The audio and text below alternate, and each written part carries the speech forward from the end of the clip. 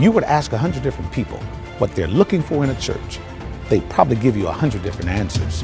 A life-changing word, an anointed music ministry, a place of genuine love, care, and support, a multiplicity of programs and outreaches that extend beyond the walls of the church. Most people would look for a church with a strong foundation, yet is open and receptive to 21st century ministry applications and methodologies. That's our vision and our mission here at Greater Grace Temple, the City of David. I'm Bishop Charles H. Ellis III, Senior Pastor, and Amazing Grace starts right now.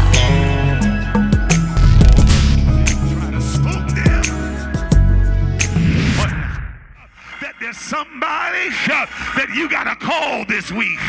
There's somebody that you got to catch up with. Instead of talking about how bad they look, instead of talking about how bad they're off, can you go out there to where they are and reel them back in? I dare somebody to tell that neighbor, it's time to bring them back in. Where is your brother? Where is your sister? Where is that choir member? Where's that Sunday school companion? It's time to reach out and to become the ministers of reconciliation. How many of y'all know that God, He reconciled you? Then how can you throw up your hands for your brother or your sister? Can you be that good Samaritan? You were out there in sin, but God had patience with you. God had long suffering with you. God forbore you.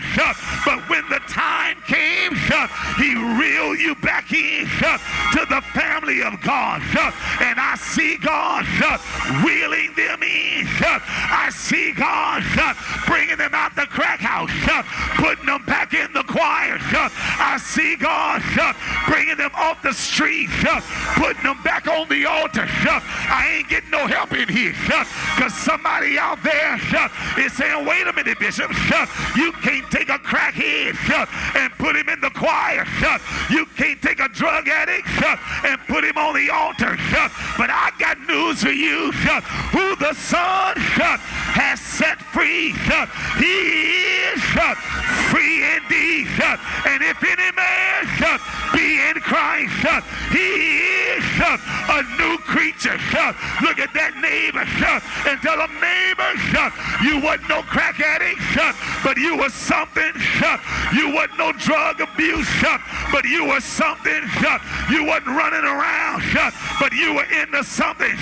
All of us are in X something, but thank God He erased the X and cast it in the sea of forgiveness.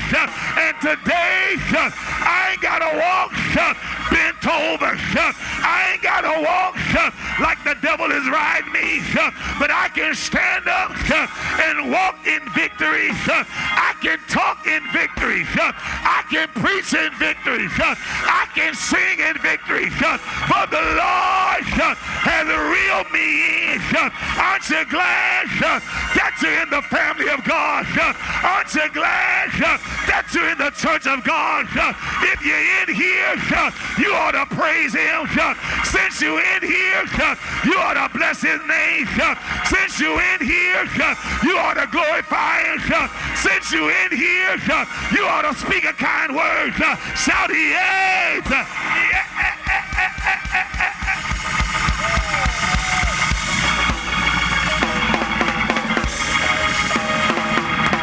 Everybody standing.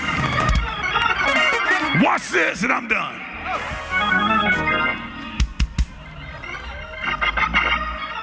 The shepherd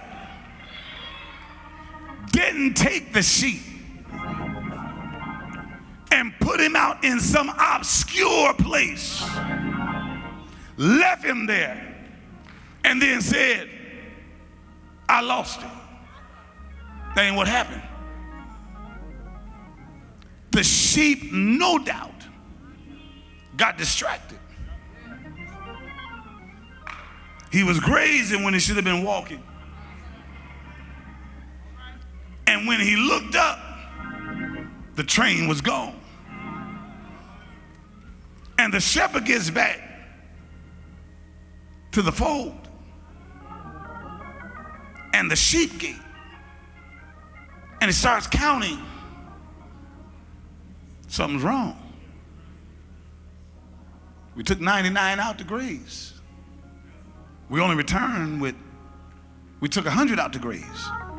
We only returned with 99. It would have been easy for him, Maine, to say, that's his fault. He should have been paying attention. He should have stayed with the herd. No better for him. That sounds like us. Guess who I saw last week? Ooh, she looked terrible. What did you do?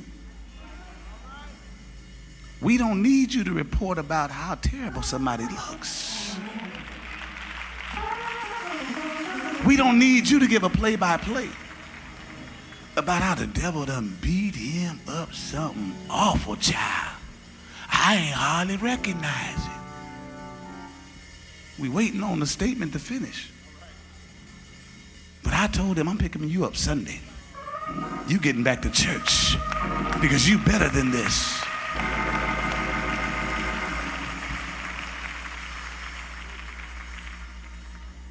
In that last trifold parable, the lost sheep, the lost coin, the lost son. In the parable of the lost son, the most exhilarating portion of that parable is not that the boy came to himself. That's a great thing. But that's not the most exhilarating portion of that passage and the text. The most exhilarating portion of the text is that when he started home, he could have came home to rejection. He could have come home to a finger pointing in his face. I told you to keep your behind around this house. Now look at you. Get somewhere and sit down.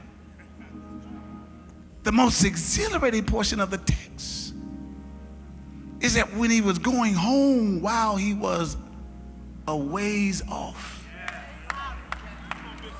his father saw him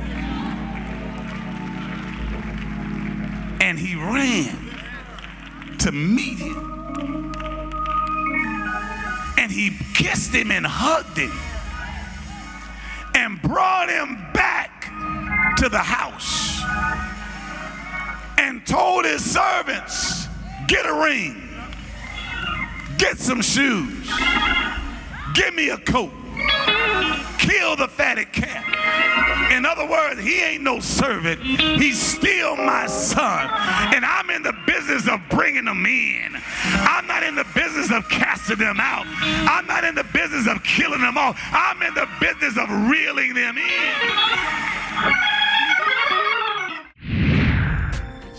Thank you for watching this excerpt from the Amazing Grace broadcast. If you would like to get the full-length message or for broadcast times, visit us at greatergrace.org or call us at 866-99-GRACE. God bless and have a graceful day.